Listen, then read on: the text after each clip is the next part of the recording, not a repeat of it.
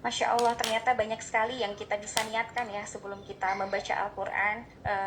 Baiklah, mungkin sepertinya banyak jamaah di sini yang sudah ingin bertanya kepada Syekh.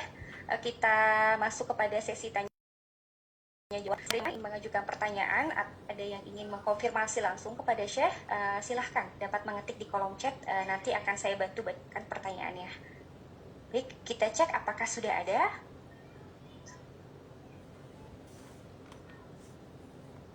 Sebentar.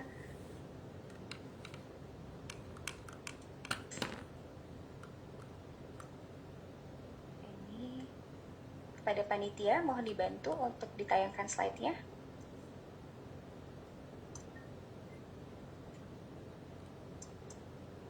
Ini sudah banyak sekali pertanyaan yang masuk di kolom chat.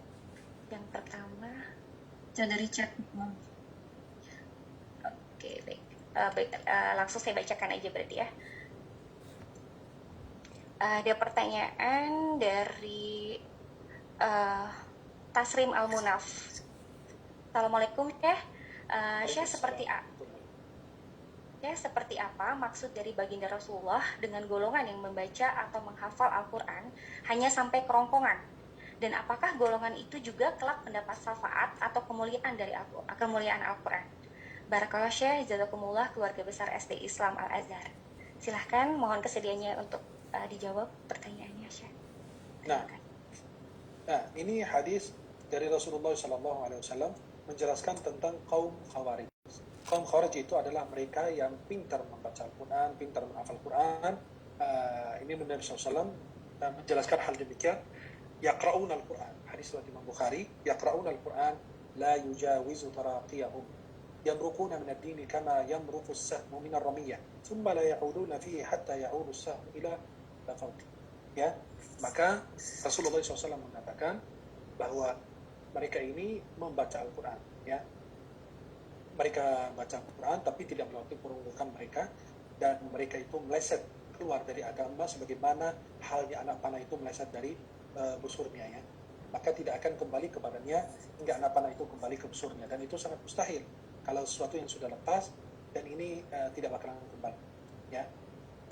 Adalah Imam Ibn Hajar Al-Asqalani mengatakan, menjelaskan tentang maksud Al-Quran itu tidak melewati peruntukan mereka adalah tidak diangkat kepada Allah Subhanahu Wa Taala, dan tidak ada nilai di sisi Allah jika kerongkongan mereka itu saja tidak terlewati, maka tentu dia tidak akan sampai ke hati mereka, ya. Wallahu taala a'lam wa a'lam bissawab. Masya Allah, terima kasih atas penjelasannya Syekh. Semoga terjawab. Baik, kita lanjut kepada pertanyaan selanjutnya. Dari Umi Kafilah. Assalamualaikum Syekh, mohon maaf. Insya Allah dimaafkan. Mohon maaf izin bertanya, bagaimana jika membaca Al-Quran dengan terburu-buru yang akan menjadi hurufnya salah? Iya. Dan kalau untuk murajaahnya ya jangan. Dan maaf, apakah Anda ketika makan terburu-buru? Apakah Anda ketika tidur terburu-buru? Apakah ketika Anda masuk puisi atau bermain-main dengan keluarga atau jalan-jalan terburu-buru? Kita kadang-kadang jalan-jalan dibilang, masih lama dong. Kita ke mall terburu-buru? Tidak. Biasa kita kalau untuk urusan ini yang berlama-lama. Tapi masa dengan Allah kita ngebut cepat-cepat, ya itu kurang adab sama Allah SWT. Ya mudah, kalau ketinggalan huruf sampailah jali dalam ilmu tajwid disebut kesalahan yang jelas itu haram menurut ulama, ya. Wallahu a'lam. Baik, terima kasih. Ada pertanyaan lain, izin saya bacakan. Assalamualaikum Syekh. Waalaikumsalam. Izin bertanya, yang pertama, apakah dengan membaca Al-Quran pahalanya bisa kita hadiahkan untuk ayah yang sudah meninggal? Dan pertanyaan yang kedua, sebelum membaca... Ana jawab yang masalah pertanyaan pahala Al-Quran. Saya menulis risalah, buku kecil, namanya Hukum Menghadiahkan Pahala Al-Quran kepada si mayat menurut pandangan 4 mazhab. Saya bikin sekitar 30-an halaman, meringkas semua 4 mazhab ini, dalil-dalil mereka dan kesimpulan dari 4 mazhab ini. Memang ada yang membolehkan, ada yang tidak. Saya jelaskan lebih detail dalam kitab tersebut biar membuka wawasan kita. Artinya ada yang bilang ya, ada yang bilang tidak. kita saling menghormati dalam menghargai. Dan insya Allah kesimpulannya adalah diperbolehkan insya Allah. Ya, menurut sebagian mazhab. Wallahu a'lam. Nah, Baik, yang pertama sudah terjawab gitu ya. Kemudian yang kedua, sebelum membaca Al-Quran, apakah harus berwudu dulu? Dan kalau sedang haid, bolehkah kita pegang dan baca Al-Quran? Syukron. kita harus memisahkan antara dua hal. Dalam fikih itu ada dua, membaca dan menyentuh Al-Quran. Kalau membaca Al-Quran itu dalam keadaan wudu, ya ulama sepakat boleh. Tapi lebih afdal berwudu, kata Imam Nawawi. Kata Imam Nawawi boleh. Insya Allah saya sudah jelaskan fatwa-fatwa ini di dalam buku saya yang sedang dicetak sekarang, namanya Adab Penghafal dan Pengajar Quran. Ya, namanya Adab Penghafal, Pengajar Quran, dan di situ itu sudah menghafal Quran, makanan yang bisa menguatkan hafalan kita, fatwa-fatwa seputar Quran, orang baca Quran dari mushaf ketika sholat, dan lain sebagainya. Di situ saya merangkum dan saya menjelaskan.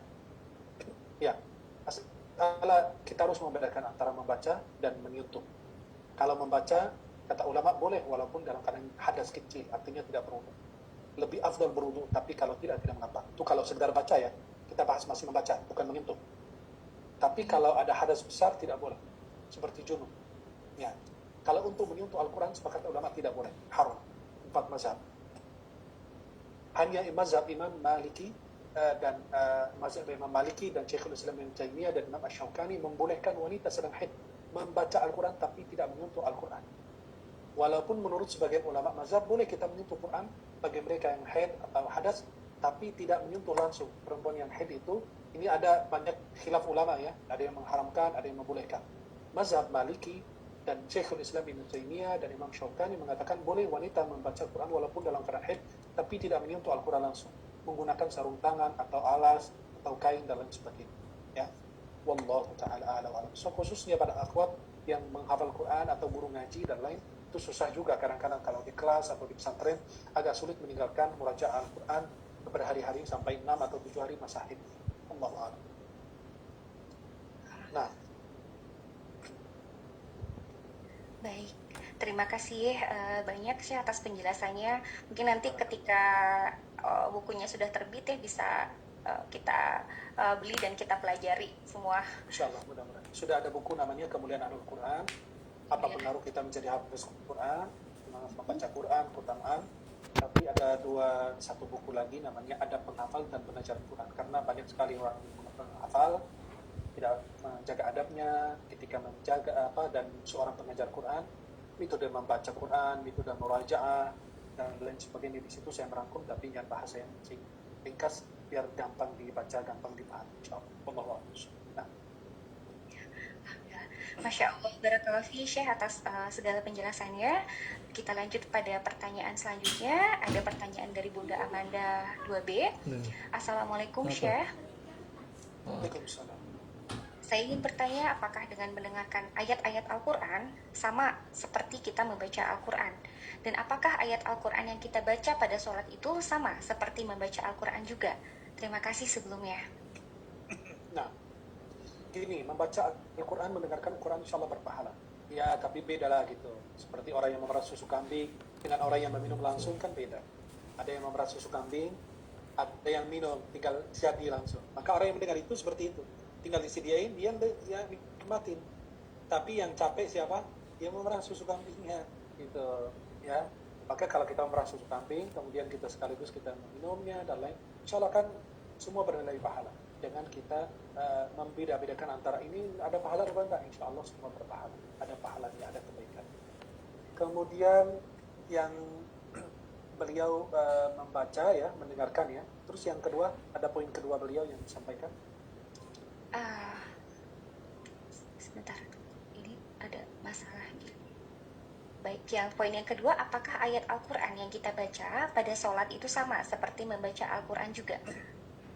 Ya sama, tapi ada beda hukumnya. Kalau surat Al-Fatihah rukun dalam sholat, tapi kalau ayat pendek itu sunnah. Beda dengan di luar sholat. Jelas, Al-Fatihah dalam sholat itu rukun. Takbiratul Ihram, baca Al-Fatihah, rukun kedua.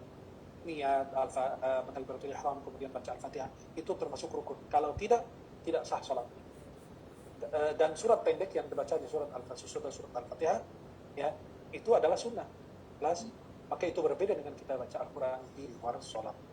Wallahu a'lam. Nah, Baik, terima kasih. Semoga jelas ya, Mam Amanda. Kita lanjut ke pertanyaan selanjutnya, Syekh. Assalamualaikum, Syekh. Waalaikumsalam warahmatullahi wabarakatuh. Mohon penjelasan tentang kedudukan kita tergantung pada ayat terakhir yang kita baca. Ini maksudnya bagaimana ya, Syekh? Ya, hadisnya yang tadi kita sebutkan dalam kitab Syarah Ma'aunul Ma'bud, Syarah Sunan Abu Daud, dalam penjelasan hadis tersebut, ya akan dikatakan maksudnya ketika masuk ke dalam surga kepada sahibul Quran, maksudnya adalah orang yang melazimkan bacaan Al-Quran dan mengamalkannya, bukan orang yang membaca saja tanpa mengamalkan.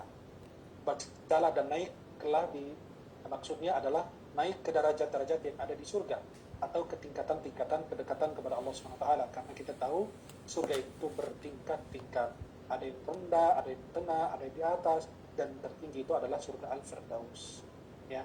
Serta tartilkanlah, maksudnya adalah jangan tergesa-gesa dalam membaca ketika di surga, hanya itu meraih kenikmatan dan kita benar-benar ingin mentadaburi dan menikmati ayat-ayat Al-Quran tersebut. Wallahu a'lam bishawab. Baik, terima kasih atas penjelasannya. Ada pertanyaan lain dari Bunda Kaila. Assalamualaikum, Syekh. Waalaikumsalam. Saya ingin bertanya, bagaimana hukum membaca Al-Quran tanpa mengerti maksud atau artinya, Syekh? Insya Allah ada pahalanya, tapi seperti makan makanan tapi nggak tahu itu makanan apa, makanan lezat tapi nggak tahu itu apa, ya. Maka kalau bisa mentadaburi, kan gini, digabung antara baca dan memahami itu lebih bagus. Maka Allah berfirman surat An-Nisa, afala yatadabbaruna al-Qur'ana walau kana min 'indi ghairillahi lawajidu fihi ikhtilafan katsiran. Mengapa mereka tidak mentadaburi Al-Quran? Kalau mereka mendapatkan Al-Quran dari orang selain Allah, pasti akan berbanyak perbedaan. Nikmati Al-Quran, hayati Al-Quran. Allah berfirman, kitabun anzalnahu ilaika mubarakun liyadabbaru ayat, agar mereka mentadabburi ayatnya. Kemudian surat Muhammad yang tadi, afala yatadabbaruna al-Quran am ala qulubin aqfaluha. Apakah hati mereka sudah dikunci, tidak bisa memahami, menghayati Al-Quran? Ya. Maka lebih ahsan kalau kita gabung antara membaca dan mentadabbur. Maka kita kalau membaca saja insya Allah berpahala, bernilai pahala besar di sisi Allah SWT. Wallahu a'lam bishawab. Baik, berarti kita harus belajar dari sekarang ya untuk tidak hanya membaca Al-Quran tapi juga belajar untuk mengerti maksud atau artinya. Baik, kita lanjut kepada pertanyaan selanjutnya. Ada pertanyaan dari Bunda Amira. Assalamualaikum, Syekh. Waalaikumsalam. Saya mau tanya, apakah renungan iktiraf dimuliakan hanya di hari Jumat saja? Apa? Renungan iktiraf. Renungan apa? Kurang jelas. Mohon kalau beliau bisa jelaskan maksudnya apa. Oke. Iktiraf itu kan luas, maknanya luas. Saya kalau terjemahkan secara bahasa Arab nanti luas, makan tempat, bukan makan waktu, makan tempat ya. Nah, maka mohon dijelaskan dulu biar saya bisa memberikan hukuman atau hukum yang tepat atau jawaban yang tepat untuk pertanyaan Anda. Biar tidak salah, Anda masuk surga, saya dibawa ke surga juga tapi belakangan. Wallahu a'lam. Baik, Bunda Amira mungkin bisa di open mic untuk lebih menjelaskan kembali maksud dari pertanyaannya supaya tidak salah ini. Nah. Ya, Assalamualaikum, Syekh. Waalaikumsalam. Barakallah. Maksudnya saya yang untuk iktiraf itu artinya pengakuan dosa dibacakan di hari Jumat saja. Tidak, pengakuan dosa itu di setiap saat. Ada hadis riwayat Imam Bukhari dalam Sahih beliau dari Shaddad bin Aus, Sayyidul Istighfar. Kita baca di pagi hari dan di sore hari, zikir pagi dan petang. Itu pengakuan di situ. Allahumma anta rabbi la ilaha illa anta khalaqtani wa ana 'abduka wa ana 'ala 'ahdika wa 'adika mastata'tu. A'udzu bika min syarri ma sana'tu. Abu'u laka bi ni'matika 'alayya wa abu'u bi dhanbi. Abu itu a'tarifu, saya mengakui, saya i'tiraf, saya ikrar. Ya, wa abu'u bi dhanbi, saya mengakui dosa dan kesalahan saya. Itu i'tiraf itu di setiap saat. Ya, Allahu a'lam bishawab. Alhamdulillah, terima kasih Syekh atas penjelasannya. Barakallahu fiiki. Waalaikumsalam warahmatullahi wabarakatuh. Ya, alhamdulillah.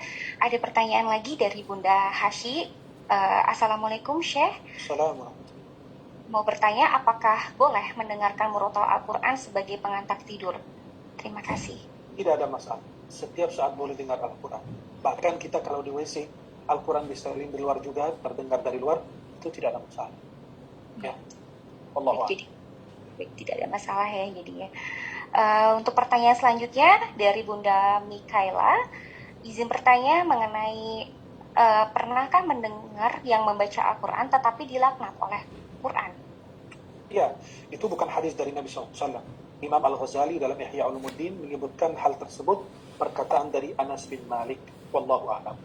Dan ulama mengatakan ini tidak disandarkan kepada Nabi, artinya bukan perkataan Rasulullah, bukan sabda Nabi, tapi Anas bin Malik disebutkan dalam kitab Ihya Ulumuddin, kalau nggak salah jilid 1 halaman 200-an. Ya, beliau menyebutkan hal demikian. Maka yang dimaksud di sini rubba qari'in lil Qur'an wal Qur'anu yal'an, atau rubbatani lil Qur'an wal Qur'an yal'an. Artinya orang membaca Quran tapi dia tidak melakukan perintah dan menjalankan perintah atau menjauhi larangan. Betapa banyak orang yang membaca, menghafal Quran tapi Al-Quran melaknat. Dia tidak menegakkan hukum-hukumnya dan tidak menjauhi larangan-larangannya. Wallahu a'lam bishawab. Nah, Baik, terima kasih. halaman jilid 1 halaman 274 kalau nggak salah. Nah, Baik, terima kasih atas penjelasannya, Syekh. Ada pertanyaan lagi dari Muhammad Asyari. Bagaimana hukum di kalangan masyarakat, Syekh, orang yang membaca Al-Quran di kuburan sampai khatam 30 juz? Dan apakah ada dalil larangan atau diperbolehkannya membaca Al-Quran itu di kuburan? Nah, saya ingin menjelaskan sesuatu. Kan kita bilang ini masalahnya, pembahasannya itu jadi khilaf para ulama, ya. Jadi khilaf para ulama. Artinya apa? Ada yang membolehkan, ada yang tidak. Mau baca 30 juz dalam waktu yang sama atau berbeda-beda setiap hari datang 1 juz, tidak ada masalah. Menghadiahkan pahalanya, jangan lupa. Jangan cuma sekedar baca kemudian pergi. Anda dapat pahala, yang meninggal tidak dapat apa-apa. Ya. Maka ahsannya ketika membaca Al-Fatihah atau ayat Al-Kursi atau surat Al-Baqarah atau surat yang lain, kita bilang, ya Allah, saya menghibahkan pahala sebagaimana yang saya dapat untuk ayahku. Itu kan tawasul dengan amal soleh juga boleh. Karena gini, saya baca Quran, saya dapat pahala. Benar kan? Halo? Masih hidup semua? Masih. Saya baca Quran, saya dapat pahala. Jangan kita kosong, jangan kita tidak ada apa-apa. Kita dapat pahala dulu baca Quran, kemudian bilang, ya Allah, berikan kepada ayahku pahala sebagaimana engkau berikan aku daripada Al-Quran. Itu salah satunya. Kita baca Quran di area kuburan juga, karena kita tadi disebut hadis supaya Muslim dari Abu Hurairah. Kalau baca Quran di tempat, insya Allah malaikat turun, ketenangan turun, rahmat Allah meliputi kita. Maka kebagian orang-orang yang di alam barzakh itu kebagian. Ya, wallahu a'lam. Nah,